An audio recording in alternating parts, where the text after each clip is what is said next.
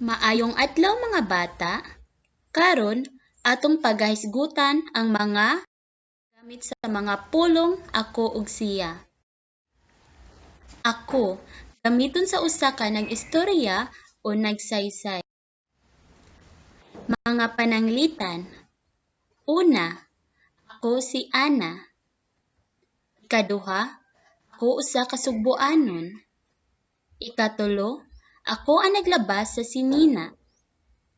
Ikaupat, ako ang permi kuyog ni mama sa merkado. Ikalima, ako ganahan mo basa og libro. Siya ang usa ka tawo nga gihisgutan. Mga pananglitan. Una, siya si Lucas. Ikaduha, siya ang igsuon ni Natalie. Ikatulo, siya ang naglabas sa sinina.